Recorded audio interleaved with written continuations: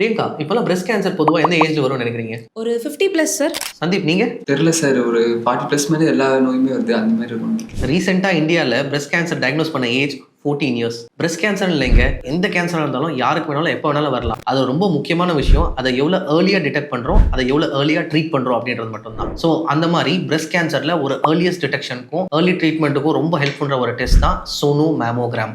அதை பத்தி தான் நம்ம இந்த வீடியோல பார்க்க போறோம்.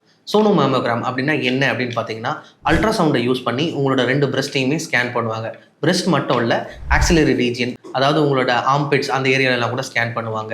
ஏன் அப்படின்னா, பிரஸ்ட்ல ஏதாவது கட்டி இருக்கலாம், ஏதாவது லிம்ஃப் நோட்ஸ், அதாவது நெறிக்கட்டின்னு சொல்லுவோம், அந்த மாதிரி இருக்கலாம். அது கேன்சரஸாகவும் மாறலாம். ஸோ அதெல்லாம் கண்டுபிடிக்கிற டெஸ்ட் தான் சோனோ மேமோகிராம். பொதுவாக இதில் எந்த ஒரு பெயினோ ரேடியேஷனும் இருக்காது. அண்ட் முக்கியமாக இது ரொம்ப லெஸ் எக்ஸ்பென்சிவ் தான். ஸோ தாராளமாக எல்லாருமே பண்ணலாம். என்னோட பர்சனல் எக்ஸ்பீரியன்ஸில் கேட்டிங்கன்னா, ஆல்மோஸ்ட் 25 இயர்ஸ்க்கு மேலே இருக்க எல்லாருமே இயர்லி ஒன்ஸ் இந்த சோனோ மேமோகிராம் அண்டர்கோ பண்ணிக்கணுங்க. அது மட்டும் இல்லாமல் 40 இயர்ஸ்க்கு மேலே இருக்கவங்களுக்குலாம் என்ன அப்படின்னு பார்த்தீங்கன்னா, எக்ஸ்ரே மேமோகிராம் அப்படின்னு ஒன்று இருக்குது.